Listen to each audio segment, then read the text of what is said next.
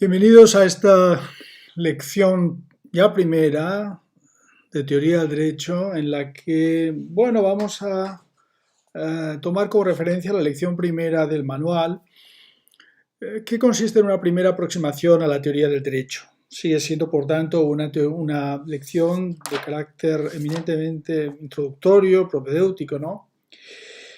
Y en ella vamos a ocuparnos de examinar algunos problemas muy generales que surgen a la hora de desarrollar un concepto de derecho. Para ello me gustaría, de todas formas, enlazar con algunas cuestiones previas para contextualizarlas mejor. Recordemos que nosotros estamos desarrollando una reflexión, la teoría del derecho, que se inscribe en un marco más amplio, que es el de la filosofía jurídica. ¿Qué es la filosofía del derecho? Bueno, la filosofía del derecho es una disciplina que se ocupa de responder a tres preguntas.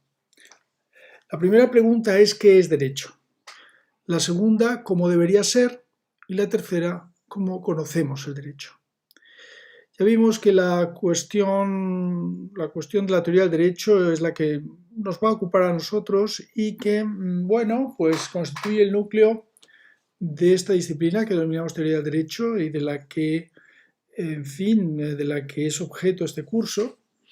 En segundo lugar, la teoría de la justicia es aquella que se ocupa de procurarnos instrumentos para saber cómo debería ser nuestro sistema jurídico, cómo debería ser para dar lugar a una sociedad justa, bien ordenada. Y en tercer lugar, la teoría de la ciencia jurídica es la que nos indica una metodología, cómo conocemos el derecho. El texto de referencia más claro, quizás, y más clásico para abordar estas cuestiones es el texto de Norberto Bobbio, Naturaleza y función de la filosofía del derecho. Una vez que hemos visto que estas son las tres grandes áreas de reflexión de la filosofía del derecho, teoría del derecho, teoría de la justicia y teoría de la ciencia jurídica, nosotros nos vamos a sumergir en la teoría del derecho. Vimos en la clase precedente que había tres grandes disciplinas o tres grandes orientaciones, mejor dicho, de la teoría del derecho que nos interesan a nosotros. La orientación realista del derecho, que considera el derecho como un hecho, como un fenómeno social. La teoría del derecho que considera el derecho como una norma, como un sistema normativo. Esa es la perspectiva de la teoría del derecho positivista, que se ocupa fundamentalmente de la validez del derecho. Y en tercer lugar, la teoría del derecho de la tradición justnaturalista, de la escuela del derecho natural, que considera el derecho sobre todo como la expresión de un valor, de una axiología y por tanto considera que la propiedad, o al menos una propiedad muy relevante del derecho, es su justicia, ¿no? Vimos que nosotros en este curso nos vamos a ocupar fundamentalmente de dos de ellas. Nos vamos a ocupar de la teoría positivista, que está reflejada en la lección 28 de nuestro manual, y sobre el justnaturalismo de la lección 27. Esta primera lección, la lección 1, la primera aproximación al concepto de derecho, anticipa el debate que estas dos grandes escuelas de teoría del derecho han desarrollado, porque a la hora de definir el concepto de derecho, entre los rasgos distintivos del derecho, en lo que configura su intención, probablemente, el rasgo más discutido, más debatido hasta la actualidad ha sido el de la justicia. Es decir, la cuestión es si la justicia, si la moralidad, si la corrección moral constituye o no una propiedad, un rasgo esencial, un rasgo conceptual, un elemento del concepto de derecho. Si nosotros entendemos que la moralidad es un concepto de derecho, entonces estamos afirmando que todo derecho, para poder serlo, debe ser justo en alguna medida. Eso es lo que sostiene la tradición justnaturalista. Por el contrario, si nosotros pensamos que el derecho es una cuestión de pura voluntad, de fuerza, y pensamos que, bueno, no hay una relación conceptual necesaria entre derecho y moral, es decir, si pensamos que el derecho puede ser justo, injusto, indiferente, injustísimo, sin que ello obste en absoluto su validez, entonces estamos defendiendo una posición positivista. Recordemos que a la hora de formular una definición de derecho, nosotros podríamos hacerlo de varias formas. La forma más clásica de elaborar una definición probablemente sea lo que se suele llamar de forma clásica la definición per genus et differentiam, es decir, la definición por el género y la diferencia. Este tipo de definición lo que hace es primero enunciar a qué tipo de género se vincula lo que debemos definir y a continuación establecer las diferencias, en este caso del derecho, respecto a otros posibles instancias, ejemplos, casos que se incluyen en su mismo género. Por ejemplo, estaríamos de acuerdo en que el derecho constituye un sistema normativo, un conjunto de normas que le dice a la gente lo que debe hacer. Este es el género al que pertenece el derecho y, bueno, en este género que podríamos llamar sistema normativo, existen otros fenómenos sociales, otros tipos de sistemas normativos, bueno, que en ese aspecto, en su vocación práctica, en su vocación de indicarnos lo que debemos hacer, pues son relativamente semejantes. Por ejemplo, la religión nos dice qué debemos hacer, la moral nos dice qué debemos hacer, la política también nos dice lo que debemos hacer, el derecho nos dice lo que debemos hacer, cada uno en su ámbito. La religión lo hace, bueno, con la expectativa de una trascendencia normalmente, la moral lo hace generalmente en el fuero interno de las personas, la política en el comunitario y el derecho en un ámbito muy específico, institucional, altamente institucionalizado, que es el ordenamiento jurídico. Por tanto, tenemos la religión, tenemos la moral que nos dice qué debo hacer yo como individuo, tenemos la política que nos dice qué debo hacer yo, qué debemos hacer nosotros como comunidad, el derecho que nos dice qué debemos hacer, cómo debemos comportarnos en relación con un sistema altamente institucionalizado como es el derecho.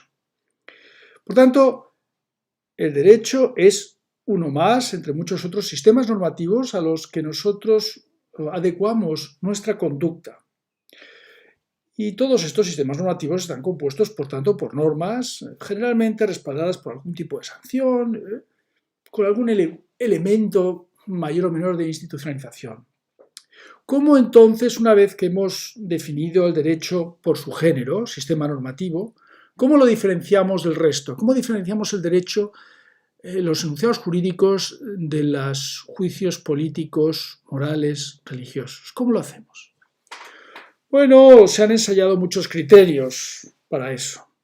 Algunos, por ejemplo, han indicado que quizás el derecho regula acciones de forma negativa, prohibiendo. Pero realmente la moral también lo puede hacer.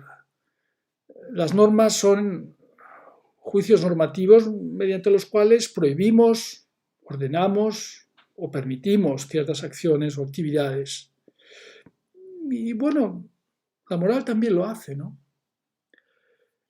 A veces se ha dicho si el derecho es heterónomo y la moral autónoma, en el sentido de que mientras la moral parece que tiene su fuente de normatividad en cada uno de nosotros, ¿no? Cada uno de nosotros atiende a las normas que emanan de sí mismo, de su propia conciencia. Autónomo viene de autonormarse, ¿no? En cambio, el derecho parecería heterónomo, es decir, la normatividad no proviene de uno mismo, sino de algún otro, ¿no? Heterónomo. Bueno, en principio es una muy sugerente diferencia entre el derecho y la moral, por ejemplo, que es lo que más nos interesa diferenciar, ¿no? Como digo. Pero, bueno, también la moralidad puede tener un aspecto heterónomo. Muchas de las normas morales tienen una fuente en un tercero. También se ha dicho, en tercer lugar, que el derecho está respaldado por sanciones, por castigos, mientras que la moralidad no tendría tales castigos, tales sanciones. Bueno, esto tampoco es del todo cierto. Quizás la religión y la moralidad y la política tengan también sus propias sanciones. Quizás a veces sean sanciones de carácter trascendente, ¿no? Que no estén en este mundo. A veces son sanciones de carácter muy difuso. Pensemos cuando hablamos de responsabilidades políticas, ¿no? Que quizás no están sometidas a sanciones penales, a responsabilidad, pero a veces hablamos de responsabilidad política y esto tiene influencia, ¿no? En los gobernantes, por ejemplo. Por lo tanto, tampoco parece ser que la existencia de sanciones sea privativa del derecho. Finalmente, también se ha conjeturado que la gran diferencia del derecho sea su carácter institucionalizado, su elevada institucionalización frente a otros órdenes normativos que en cambio carecen de ese elevado nivel de institucionalización porque simplemente se trata de órdenes que, bueno, son informales o no carecen de ciertos órganos que aplican de forma estricta el derecho, ¿no? Bueno, esto nos da a entender algunos de los problemas que nos plantea, ¿no? En una primera aproximación al concepto de derecho. ¿Cómo definir el concepto por su género y por las diferencias cuando estas diferencias no parecen ser definitivas o determinantes a la hora de diferenciar el derecho frente a la política, frente a la religión y muy singularmente frente a la moral? Porque la gran disputa que se genera en torno a positivistas y naturalistas consiste precisamente en tratar de establecer si existe o no una relación conceptual necesaria entre derecho y moral. Los positivistas, lo veremos, afirman que no existe una relación conceptual necesaria entre derecho y moral. En cambio, los justnaturalistas, la escuela de derecho natural, afirma que existe una relación conceptual necesaria entre derecho y moral. Bueno, ¿cómo diferenciar entonces el derecho de, por ejemplo, la religión de estos otros órdenes? Hemos visto que no es tan fácil distinguir, ¿no? Algunos dirían que por el tipo de normas, las normas jurídicas son heterónomas, las normas religiosas son autónomas, provienen de una trascendencia. El nivel de institucionalización, pero también existe institucionalización en las religiones. Pensemos en la religión católica, que dispone de una gran estructura de carácter administrativo, ¿no? Centralizada en última instancia, nada menos que en un Estado exiguo, pero un Estado que es la Ciudad del Vaticano. Y bueno, también existen sus sanciones y existen sus castigos, nadie duda eso, ¿no? Así que no es tan fácil distinguir a veces el derecho de otros órdenes, ¿no? Esto es algo sobre lo que el manual insiste, ¿no? ¿Qué diferencia habría entre el derecho y la moralidad? Bueno, esta es, como sabemos, la gran cuestión que afronta la teoría del derecho durante siglos. Y quizás en este punto de nuestro estudio convendría comenzar a decantar el concepto de moralidad, porque muchas veces hablamos de moral en un sentido demasiado amplio, demasiado poco específico, y convendría comenzar a establecer algunas diferencias. Quizás la diferencia más importante, la más relevante para nosotros en el ámbito de la moralidad, sea la distinción entre moral social y moral crítica. ¿Qué es moral social y moral crítica? Bueno, podemos definir moral social como aquel conjunto de pautas vigentes en una sociedad con independencia de su corrección, con independencia de su racionalidad. Por ejemplo, en algunos momentos de nuestra historia o algunos países del mundo, en algunas en algunas culturas, bueno, pues se han establecido sanciones tremendamente graves para ciertos delitos, por ejemplo. Por ejemplo, imaginemos que en algún lugar del mundo a una persona que robara se le castigara con amputarle el brazo con el que robó, ¿no? Podríamos decir que ese tipo de sanción y ese tipo de derecho, bueno, pues está respaldado por una moral social, porque la gente cree que eso es correcto, pero el hecho de que la gente crea que eso es correcto, es decir, que la moral social respalde esas ideas, no significa que sea racionalmente correcto. Desde este punto de vista, hay sanciones como las torturas, como la pena de muerte, como ciertas penas infamantes, que podríamos decir están respaldadas por la moral social, es decir, son aceptadas aunque no sean correctas. Frente a la moral social o moral positiva, existe también una moral crítica, a la que también se la denomina a veces moral esclarecida, moral ilustrada, moral racional. La moral crítica se puede definir como el conjunto de pautas que son correctas o racionales con independencia de su vigencia, de su aceptación social, ¿de acuerdo? Así que si nosotros fuéramos los únicos que pensaran que, por ejemplo, cortarle el brazo a un ladrón, o si fuéramos los únicos que pensaran en una sociedad que practicar la ablación del clítoris a las jóvenes fueran prácticas aceptables, aunque fuéramos los únicos que discrepáramos, tendríamos derecho a decir que la moral crítica nos ofrece argumentos racionales para criticar a la moral social.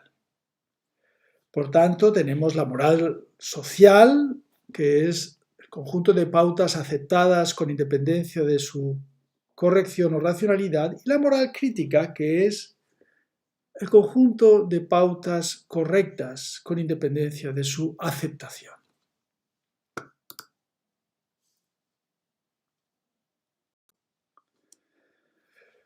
Cuando nosotros estudiamos el positivismo jurídico, cuando nosotros nos inclinamos, y esta es la orientación del manual que utilizamos, era la orientación del profesor Luis Prieto, que no es indiscutible, podemos discutirla y existen muchos autores que lo hacen.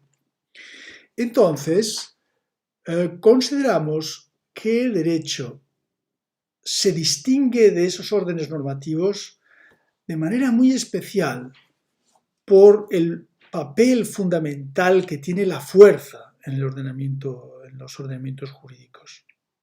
Es decir, cuando nosotros tratamos de distinguir el derecho de otros órdenes normativos, como la moral, como la política, como la religión, entonces nos damos cuenta, nos diría el profesor Prieto, de que la fuerza es un elemento fundamental. La fuerza, el ejercicio de la fuerza, las sanciones, ¿no? El carácter coercitivo del derecho es algo que lo distingue de otros órdenes de forma muy fundamental. Este es un elemento esencial. Ahora bien, la fuerza puede ser contemplada por la teoría del derecho positivista de muchas formas.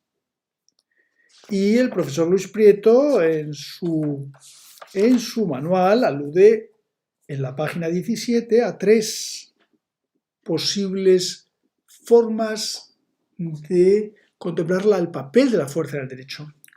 La fuerza puede ser fundamento del derecho, puede ser instrumento del derecho, puede ser objeto del derecho. Cuando la fuerza es fundamento del derecho, aludimos a la idea de que la fuerza se halla en el origen del derecho, de que el derecho se caracteriza por tener su origen en un ejercicio del poder, ¿no? De quien tiene capacidad de imponerlo por la fuerza. Esta es una primera orientación, una primera visión del derecho, la que recibimos sobre todo de las doctrinas llamadas imperativistas, como la de Hobbes o como la de Austin, ¿no? En segundo lugar, nosotros podemos contemplar la fuerza en el derecho como un instrumento, es decir, como algo que respalda. Las teorías coactivistas, como por ejemplo la de Austin, a la que me refería ahora mismo, son teorías que entienden que el derecho es fundamentalmente un conjunto de mandatos provenientes de un soberano que son obedecidas por los súbditos por un hábito de obediencia, nos dice Austin, y que están respaldadas por sanciones. Desde este punto de vista, la fuerza es el instrumento detrás del cual se hallan, detrás del cual, ¿verdad?, laten detrás del todo el derecho. Y finalmente, otros autores sostienen que la fuerza es el objeto del derecho, es decir, el derecho se caracteriza por regular el uso de la fuerza. Una clásica discusión que tiene su origen nada menos que en San Agustín, nos sirve para entender cuál es el orden de problemas que estamos aquí abordando y para qué sirven todas estas distinciones y estos conceptos, aunque insisto en que esta es una lección introductoria sobre lo que fundamentalmente veremos en las lecciones 27 y 28. Lo que se preguntaba Agustín es qué diferencia hay entre el derecho y las órdenes el conjunto de normas que rigen una banda de malhechores, ¿no? Desde un cierto punto de vista parecen lo mismo. Si se acerca por la calle un ladrón, un ratero, ¿no?, y me amenaza con una navaja y me dice la bolsa a la vida, ¿no? Bueno, pues lo que me está ordenando es que yo le dé mi dinero. Pero cuando llega el mes de mayo y debo acercarme a pagar mis impuestos por la declaración de la renta, debo pagar mi impuesto de la renta a las personas físicas. Bueno, en definitiva, el Estado hace algo muy parecido. Viene, por ejemplo, la ministra de Hacienda, aquí la tenemos, la señora Montero, ¿no? Y, bueno, no me dice la bolsa a la vida, pero dice la bolsa o una sanción considerable, tributaria. ¿Qué diferencia hay entre estas dos órdenes? Dame el dinero o bien te castigaré te infligiré daño, ¿no?, físico, o bien dame el dinero o tendrás una sanción tributaria. ¿Qué diferencia hay entre estas dos situaciones, ¿no? Bueno, podremos hablar de dos argumentos, dos argumentos que utiliza Luis Prieto en su lección. Un argumento sería el argumento de la justicia. Según el argumento de la justicia, el derecho se diferencia de las órdenes de una banda de ladrones porque está al servicio de la justicia y el malhechor no está al servicio de la justicia, ¿no? ¿Cuál es la objeción a este planteamiento? Bueno, pues que alguien podría plantearse de forma fundada qué es justicia. Porque aquí cada cual tiene su idea acerca de lo que es la justicia. Y hay una segunda objeción.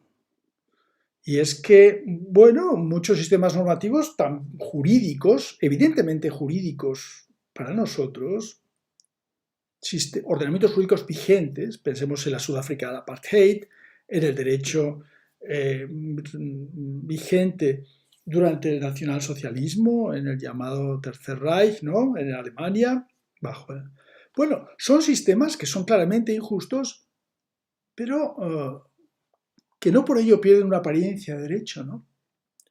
Por tanto, un primer argumento para distinguir derecho y moralidad, el derecho de las órdenes de una banda de malhechores es la justicia, pero no es un argumento del todo concluyente. Hay que decir, sin embargo, que nada menos que Hart, que es un positivista clásico, ¿no?, el autor del concepto de derecho, nos dice que él ve claras diferencias o una cierta diferencia entre la orden de un ratero y las normas que nos obligan a pagar impuestos. ¿Cuál sería la diferencia? Él, para explicar la diferencia, acude a nuestro lenguaje, a nuestra forma de referirnos, de describir ambas realidades. Si yo tuviera que contarle a un amigo lo que me sucedió con el ratero que me sacó una navaja y me pidió el dinero, yo le diría que iba paseando por la calle, por las calles de Toledo, y me asaltó un tipo y yo me vi obligado. Yo le diría, me vi obligado a darle mi dinero. Sin embargo, cuando me llega el mes de mayo, junio, y yo debo ir a pagar mis impuestos, no suelo decir me vi obligado a pagar los impuestos, puedo hacerlo, pero normalmente afirmo tuve la obligación de pagar mis impuestos. Da la sensación de que mi actitud respecto a ambas, vamos a decir, transferencias de dinero, son muy distintas. Cuando yo digo que me vi obligado a dar mi dinero, da la sensación de que yo no estoy aceptando esa norma, esa orden. Simplemente tuve que hacerlo por razón física. Por el contrario, cuando yo estoy diciendo tengo la obligación de pagar mis impuestos, estoy asumiendo, estoy aceptando que la norma tiene importancia para mí, que yo la acepto como algo que tiene un respaldo en cierta justicia, en cierta... Es decir, la actitud parece distinta, ¿no? Bueno, habrá tiempo de hablar sobre esto, pero este es un primer argumento. Lo que distingue la norma de una banda de malhechores, de un derecho, pues podría ser un cierto nivel de justicia en el derecho. El segundo argumento es el argumento de la institucionalización. ¿Qué distingue el derecho de una banda, de las normas de una banda de malhechores? Bueno, podría ser que mientras que los malhechores, no hacen más que dictar normas de forma un poco caótica y violenta, en cambio el derecho hace estas cosas de forma muy ordenada, en un esquema institucional muy complejo. Pensemos en la gran administración del Estado, en esa gran red territorial de entidades que se encargan de organizar el derecho. Bueno, quizás este fuera un elemento importante. La institucionalización del derecho marca una diferencia muy importante con respecto a otros sistemas normativos que también son sistemas normativos, nos dicen lo que hay que hacer. Pero el derecho lo hace de una forma especial, de forma altamente institucionalizada. ¿Qué objeción habría a este argumento? Bueno, también algunas organizaciones terroristas, algunas revoluciones se organizan de forma altamente institucionalizada, pero no llegan a suscitar en nosotros la idea de que sean derecho propiamente sus sistemas normativos, ¿no? Por tanto, no hay claridad, ¿no? En cualquier caso, se trata de dos indicios importantes, dos argumentos importantes para separar ambos órdenes normativos, el hecho de la posible justicia o el nivel de justicia en el derecho y el mayor elevado nivel de institucionalización. Cuando nosotros hablamos de estas cuestiones, hay de todas formas un par de casos difíciles, ¿no? Hay un par de casos difíciles de los que nos habla el profesor Prieto en su manual. Uno es la Iglesia Católica, ¿no?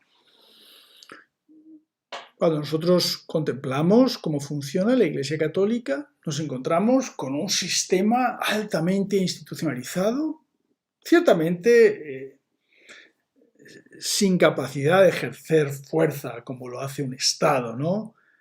Pero, bueno, la Iglesia Católica, desde este punto de vista, se asimila por el lado de su institucionalización al derecho, ¿no? Y por otro lado tenemos otro caso también delicado, el derecho internacional público, que cuenta con la ayuda de la fuerza, pensemos en las fuerzas que se despliegan en el ámbito internacional para intervenir en otro Estado, por ejemplo.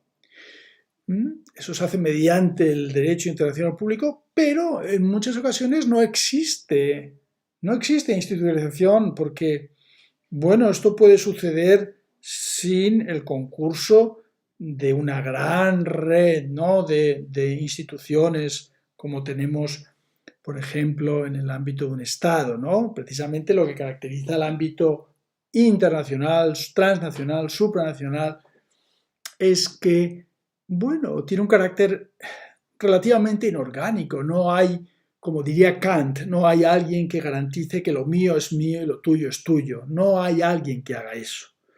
Eso existe dentro de los estados, pero no fuera. Por tanto, en el ámbito internacional asistimos a la situación inversa a la de la Iglesia Católica. Nos encontramos con un orden con fuerza, los estados ejercen fuerza entre sí, pueden hacerlo, pero apenas hay institucionalización. Bueno, Luis Prieto, que es un autor positivista, como digo, afirma que la diferencia esencial entre el derecho y el código de una banda de malhechores, bueno, se puede establecer en el uso de la fuerza, en un cierto nivel de institucionalización, y para él el derecho existe fundamentalmente cuando es eficaz, por esa misma razón, porque mediante la fuerza podemos imponer unas normas jurídicas que de otro modo no tienen ninguna manifestación exterior relevante, ¿no? Decía Jering que, bueno, un derecho sin sanciones es como una llama que no quema, ¿no? Bueno, pues un poco esta es la idea. Un derecho que fuera meramente un sistema normativo vinculado a la justicia, pero sin capacidad, sin fuerza para imponerse, pues probablemente no sería un derecho para nosotros, ¿no? Y sin embargo, queda siempre la idea, siempre queda la pregunta, porque a pesar de que ello sea así, a pesar de que nosotros veamos el derecho como una manifestación de fuerza, es inevitable plantearse que el derecho finalmente apela siempre a una cierta corrección. Al mismo tiempo que es una manifestación de fuerza, nos parece una manifestación de corrección de justicia.